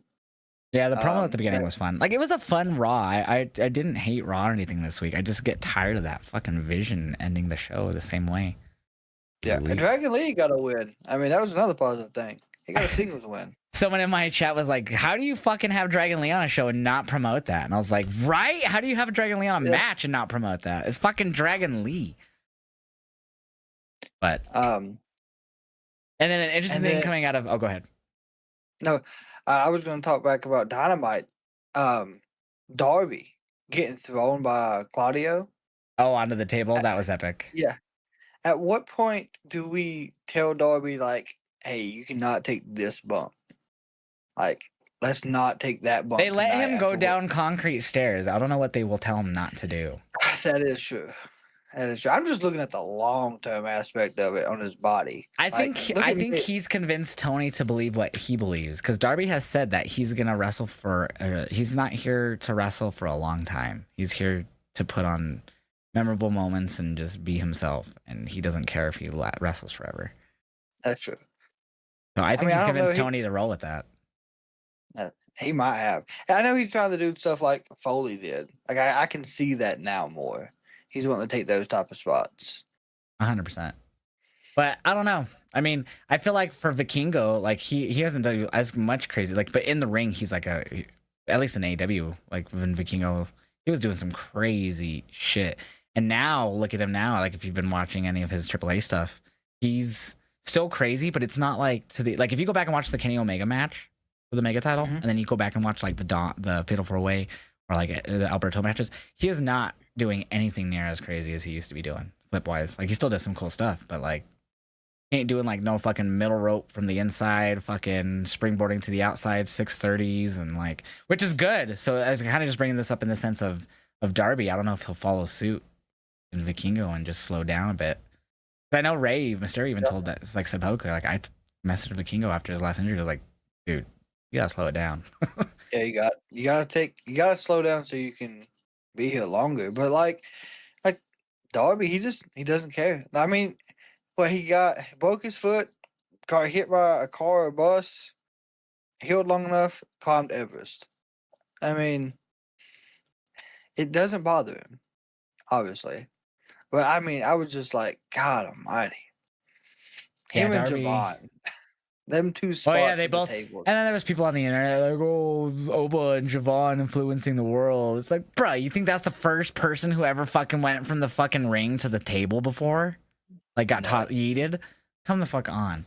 It's like, and I wanted to be a prick to some of these people. I was like, well, actually, yeah, Javon got yeeted from the top turnbuckle, and Darby got yeeted from the middle of the ring. So different, yeah. Claudio picked him up and ran with him. right? It was a complete difference. Yeah, no, but in general, I just the tribalist people are so annoying. It's like, and then people, and I'm probably wrong on half of these, but people will be like, "Oh wow, they really stole that storyline for WWE." Whatever it is, it's like you think WWE came up with that storyline? Half the shit is from AWA and fucking all the other promotions from the 70s and 60s that WWE took it from, in the 80s. Yeah.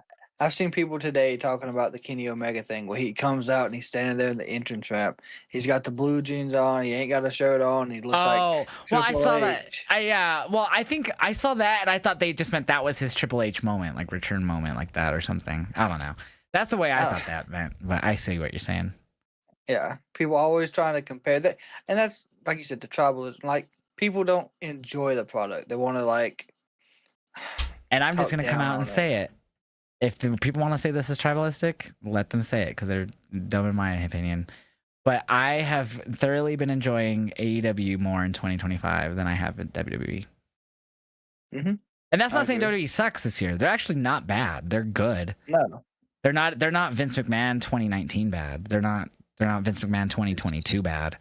They're way better than that. It's just AEW's been more consistent for me in ring, and they've always been more consistent in ring, but like storylines have been more fluid with AEW than WWE. Like things make more sense to me.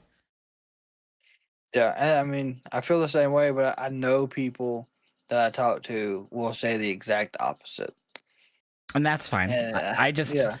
I I feel like I don't know, with WWE right now, just a lot of the championships don't feel important to me outside of your world And, titles and well, Becky's IC yeah, title. but that's the only one they're putting on cards. I mean, if we're gonna be honest about it, the only two we got on the card Sunday is Seth and Becky. That's the only title matches, really? Yeah, but as of right now, cause Julia is teasing a match with Michin with Nikki Cross constantly Oh stalking yeah, in the and then they canceled background. the Stephanie match because they don't have a solution for that for some fucking reason yet. You could have put the top 8 women from, or give 2 from Raw, 2 from NXT, 2 from SmackDown, brought in 2 from TNA, and just I think the easiest had a solution is just match to go back to Io. Like she got cashed in on. Why not just give her the shot since she lost her title via cash in? and give us Io versus Stephanie right away. I'd be Three, fine with yeah. Well, I that. mean that would have been the third time, but each time But they yeah, fought but before it yeah, ended in DQ. yep. And you know when they'll do that? WrestlePalooza.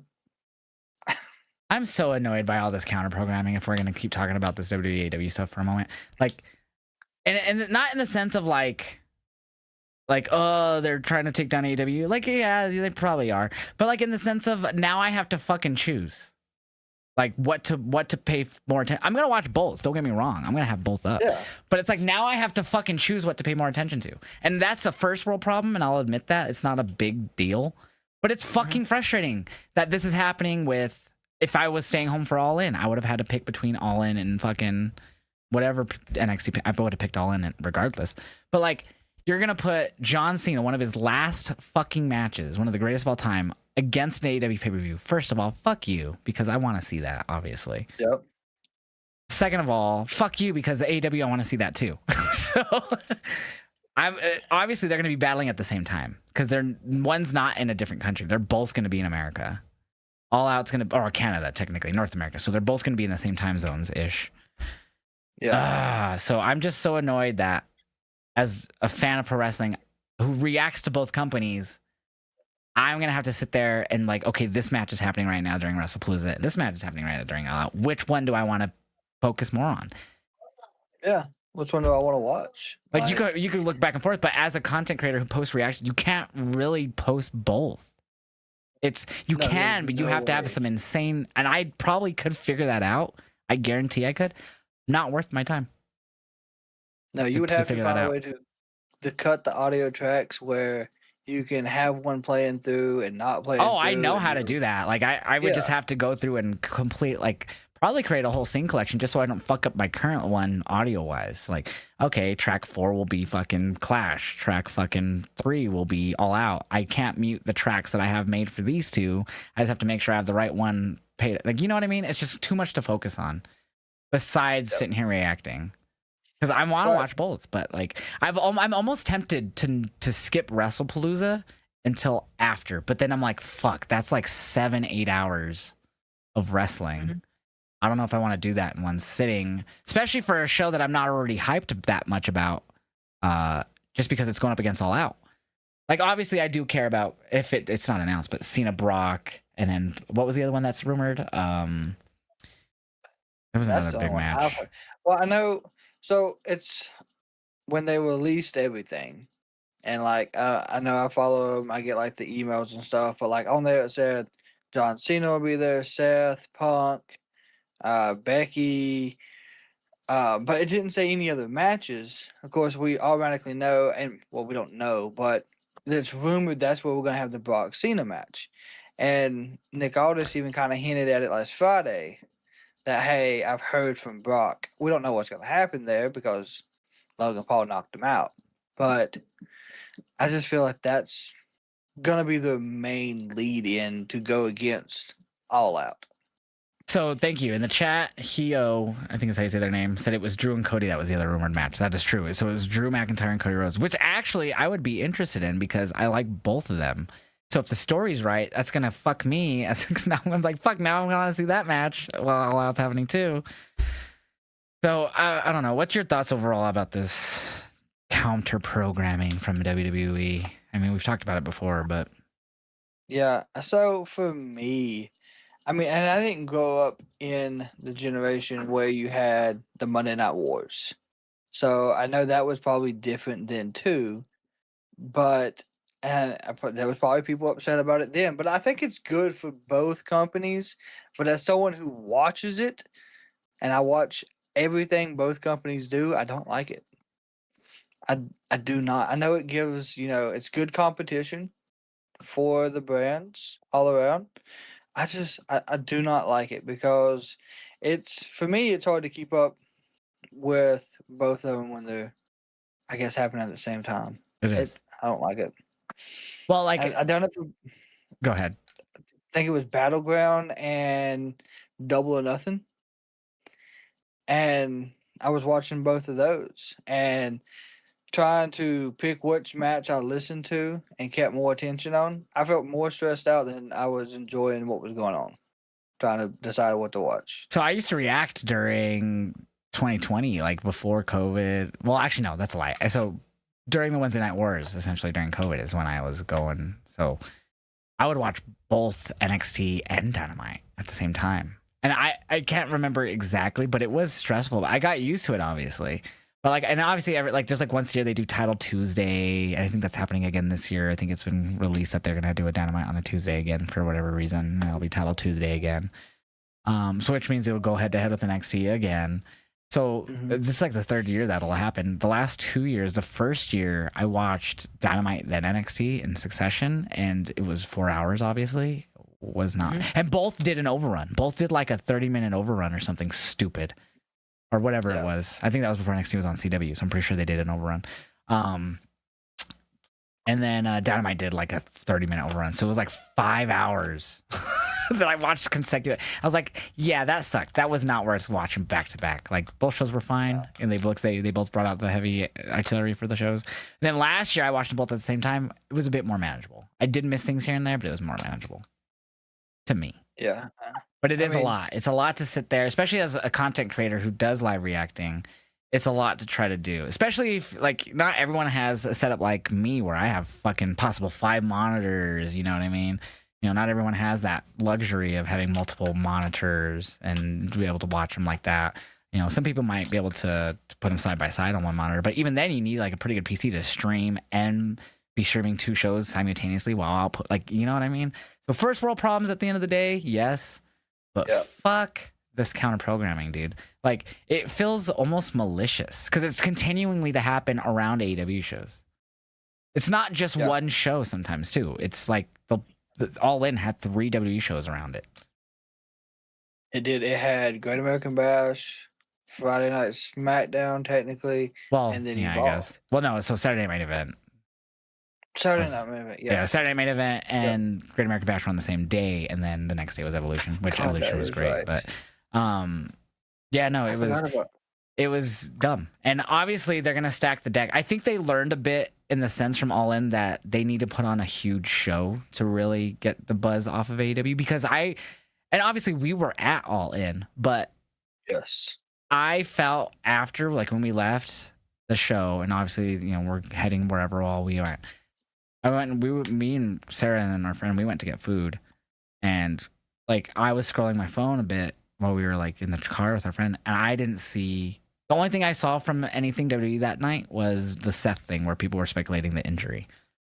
I did not see one reaction to a match from any other reactor that I follow, because I follow like them all. Didn't see one reaction to any of the NXT matches. Didn't see one reaction to the Seth thing until I looked it up, because I didn't see it anywhere. So I feel like they learned that they need to have huge, and what bigger way to, if you will, counter program All Out, one of their biggest pay-per-views of the year, than with a John Cena final retirement match against Brock fucking Lesnar. Yeah.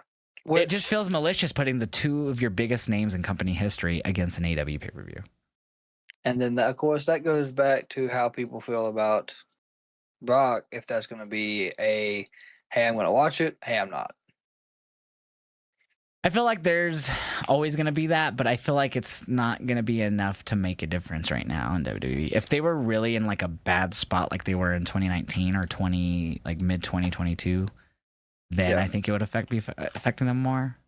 Obviously, a lot of circumstances involved there, but like with this whole thing, but like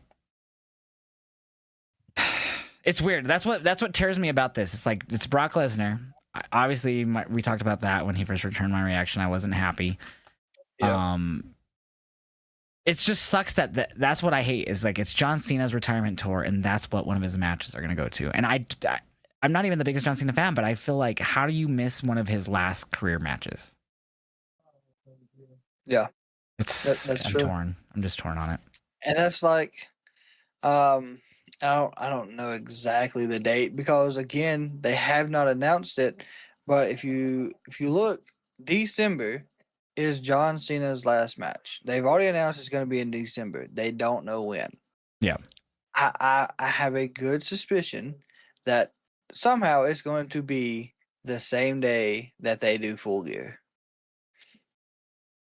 Yeah, I wouldn't doubt that, honestly. I mean, supposedly they were going to do a Saturday night's main event to end John Cena's last match on, but now I guess they're talking about making it a PLE that could be Hmm. around World's End or something. Yeah. Ridiculous. But on a brighter note, if we want to talk some numbers here real quick, randomly, someone in chat brought up that Clash in Paris has sold nearly 30,000 tickets, and I was curious about that. And sure enough, 6 hours ago, WrestleTix states 29,763 tickets distributed for Clash in Paris this Sunday. That's gonna be epic. That's good. So I I'm like the UK crowds. well, the Paris crowd, or not Paris, but the France crowd last year in Lyon for Backlash. That was I'm excited. They're doing the AJ Daw match on Monday, which is also in Paris. So I'm excited to hear that crowd for that because after they reacted to him last year, so I'm looking forward to that. Oh my god, he gets to be a face walking into that crowd, and so it's going to be completely different. Yeah, I'm excited for that. Clash in Paris. I'm just gonna run through my predictions really quickly, then you can run through yours. I got Roman Reigns. I got Becky Lynch. I got Sheamus. I got Seth Rollins, and I got John Cena. Yeah. So no title I changes. have I have Cena, but I also have Brock showing up either in the match somehow and Mm. costing Logan, or afterwards, one of the two. He will make a presence in that match. That'll set that up. Seth will win. I I have Bronson Reed winning that one He should win it, but he's over not going Roman. to. Just like SummerSlam, where it should have been Braun and Bronson. It's going to be the same thing here. It should It have should been. be. It's not going to Um, be though. I do have Becky winning as much as I think Nikki would put over a lot of people in the women's division. I think this version of Becky is probably her best heel version we've had. And then I got Rusev winning over Sheamus. Yeah, Rusev, this is I'm really not hyped for that one. I'm not either, but this has to be Rusev's match because if not, I feel like him coming back is just not been needed. Like I agree. it's just he's It's been stuck doing lackluster. the exact same thing. He done this before he left. He done it in AEW. I feel like they're Now he's mimicking doing it what they did again. with Andrade and Mello. They brought in Andrade and they're just like, here you go, have 7 matches with Mello. Now they're doing it with Sheamus and Rusev. Yeah, I mean it was a great build at first. They were in that faction um, with Wade Barrett and Yeah, can't League of remember who the other Nations. one was. League of Nations, yep. But Alberto. that was great. It was great to run on, and then now we're 4 matches deep and doing the same thing. Yeah, no one cares, honestly. Like I shout out to them for putting it on the pay-per-view or PLE, like trying to make it feel big. And I'm just afraid that this is gonna feel like Cross and Sammy did at SummerSlam. Yeah, So it will. I don't know. Hope on paper, matches kind of seem lackluster besides 3 of them out of the 5, but I'm hoping that it stands out because I don't know. I just I need don't know, it to this is hit on Sunday. yeah, it's our last Peacock pay per view as well. That too. That's the other thing we didn't talk about since I've been gone. We'll quickly gloss over that because we're already almost 2 hours in, but of course we're terrible at timing these things. Yes. I guess quick thoughts on the ESPN deal. It sucks for people who are using like the cheapest Peacock service, whatever that price is, because obviously $30 is such a big step up above it, and especially if you don't have whatever cable service ESPN is going to allow you to sign in with to use the service as a part of your cable service, which is not many. Yeah, I mean I got lucky today. I actually got a email that they have ESPN Plus Unlimited with what I have for my television provider. Well, it's I not don't. ESPN Plus; it's ESPN Direct to Consumer. Oh yeah, that's true too. It's a I whole don't new know. service. So maybe it will be different. I don't know. So certain I cable mean, services and stuff and like satellite companies will have like if you have ESPN like I feel like it's gonna be a thing where eventually all the cable services come to a deal with ESPN. Like, okay, like whatever their contract deals, but like they'll come to a deal where like, okay, if you have YouTube TV, if you sign into your kind of like the way I do now, I could go to well, when Raw was on USA, I'd go to usanetwork.com and I just sign in with my YouTube TV account, and since I have USA on I could just watch it straight off USA Network on the East Coast feed. But basically, I was thinking that's what they're doing with. But I'm hoping because right now I do use a VPN to watch like CW or NXT and SmackDown, just because I'd rather it all be in one spot. Yeah. And so that's what I'm gonna be doing for PLEs now. I do pay for the VPN, and I do pay for Netflix. I pay like $7.99 for Netflix, and then I pay $12.99. So I literally pay $10 less for this than I would for the ESPN on top of this. So I'm saving like $40. Yeah. I mean, On and top then of the this. people who, of course, the people who don't do the VPN choice, they're looking at that what $30 a pay per view, a premium live event. I'm Whatever you just want to gonna call it. tell people what I did for the fucking UFC ones because I still do this right now for the UFC ones. Just be a fucking pirate. Yeah. Show them with your wallets. Like Yeah. I feel like I'm basically doing that with the fucking. I mean, I don't pay full price for AW pay per views either. I'm always honest. I tell people exactly how I do that. I use a VPN. So I just watch on Triller. Even when it was in America, like I would still use the VPN to buy on Triller because it's always cheaper when you do it that way. So That I didn't know. I mean, yeah, I pay $25 instead of 50. I'd rather support I pay, them than not support them. Plus, AW is really good about taking down illegal streams pretty consistently with their yes, they pay-per-views. are. I've always They run into even issues take trying to down pirate in the like past. even like here recently they've gotten heavy on the reaction part of it, so they take down almost anything. They've been. So that started, I could give a little backstory on that. That started all in 2023. I was part of that where I got striked. I got lucky and didn't lose my account. I don't know how. I got lucky twice with the copyrights now on my main account in the sense of where I could have lost my account 2 different occasions and it didn't happen. So AW went in on All In 2023. That's when Santi got his main account banned. And then I have never posted a reaction to a paper. That's a lie. I have, but not on my main account. I created an AW pay-per-view account and I had that up for like 5 months before they took it down. So, or whoever. So it happened to Conman again. Well, not again, but it happened to Conman this time for the pay-per-view where he lost his account. I think we've all lost an account, like a lot of the bigger streamers at this point. But he lost this current reaction account because of the AW pay-per-view one. But then he also got copyrighted on Insta. And he got his account locked. And then I guess he got his Facebook account banned because of it. So since I tested that on the like AW pay-per-view account I made, I stopped posting on social media except for my Twitter. I did post some to Twitter this weekend, but it wasn't like match results. It was just like spots from the cage match. Supposedly Conman got in contact with people at AW and they told him that it wasn't from them specifically and it was from third parties, which is actually what they told Santi the same thing in 2023. It's not from AW directly, it's from their third party carrier. So Triller or whoever the fuck is copywriting in the name of AW, because they also have access to that stuff. So their weekly stuff they have no issue with. I can't say too much on if they'll ever go on against the weekly stuff. I'm curious what's going to happen with the ESPN deal, if that's going to make it a lot more harder to post reaction footage of pay-per-views, PLEs for WWE now. I would say if I were to give advice to anyone doing reaction content, don't do just reaction content, but also if you are, don't post AW pay-per-view reactions.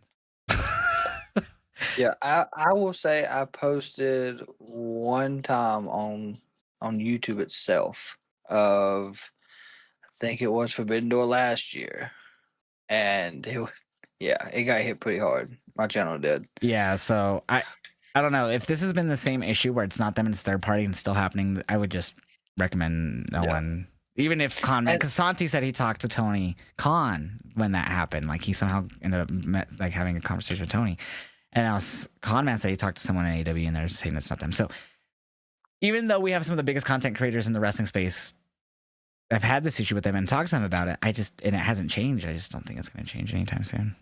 No.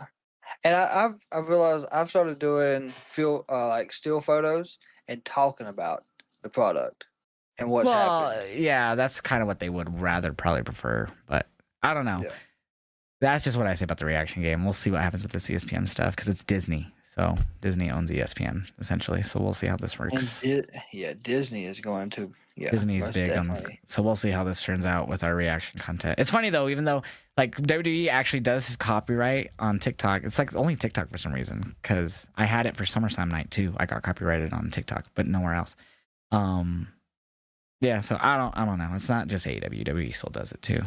But it was funny that was a bigger reaction to AEW this weekend. That they copyrighted, even though WWE did it to me at SummerSlam. But whatever.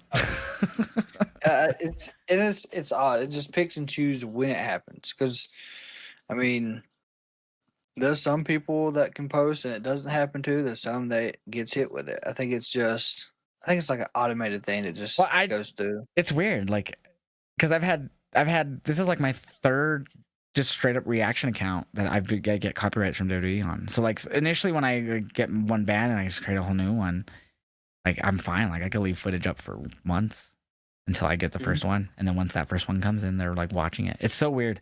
But yeah, no, I get hit by WWE way more with copyright than anything on any platform, any day of the week. Yeah. But yeah, I'll probably be losing this next reaction account next time they flag me because I have 2 copyrights on it. But yeah, anyways, yeah, we'll see what happens with this Disney stuff and It'll be interesting. I guess we'll be figuring out. Or ESPN, I should say. WrestlePalooza will be the first one. Oh, I'll be on Netflix, but yeah, I'm curious how this is going to turn out with us posting reactions. So, because mine will clearly have the Netflix logo. Well, no, because I crop that out when I post reactions. But anyways. All right, but I think that's going to do it. We went way longer than expected, an hour 49, because we ended up talking more about other stuff afterwards that I kept bringing up. There was a lot that's gone down this week. So much. We've been gone for like 2 weeks too on top of it because I've been busy with family stuff. So much has gone down. Yeah, but that's more as it becomes a weekly thing. It'll be quicker. How? I'm in my head debating trying to make this a bi-weekly, or not bi-weekly, a multi-time weekly thing, because I think that would be an easier way to recap everything as we talk. We yap. We just have to get better at not yapping as much. We have so much thoughts. Well, yeah, we do. And that's a good thing, though. It's good. I guess the conversations back and forth, it's good to have that. Yeah. Because there's 2 different opinions on 2 different products. So let everyone know where they can follow you outside of watching the Turnbuckle Talk, Kraken. So of course it's Kraken Wrestling across all platforms: Facebook, Instagram, Twitch, Twitter, X, whatever you want to call it, and then Kick as well. There you go. And same with me. You can follow me everywhere or sub to me everywhere here on YouTube if you're live watching, or everywhere else. Josh Vibes Up is now what you'll find me under. I'm sure if you still look up Heel Josh, I'll probably still come up since I've only had this name for like 3 weeks now. But make sure you guys follow me everywhere: Twitch, Kick, YouTube, TikTok, Instagram, Twitter. Join the Discord. All of that's there. And we'll catch you guys maybe before next Thursday. Maybe we'll do one on Sunday after Clash in Paris since it's an early show. That sounds like a plan for me. All right, sounds good. Well, then we'll see you guys Sunday here on Turnbuckle Talk for Clash in Paris review, and probably talk about SmackDown and whatnot as well, because we still have that and Collision. So yeah, got a lot going on. Got a lot going on. We'll catch you guys next time. Bye.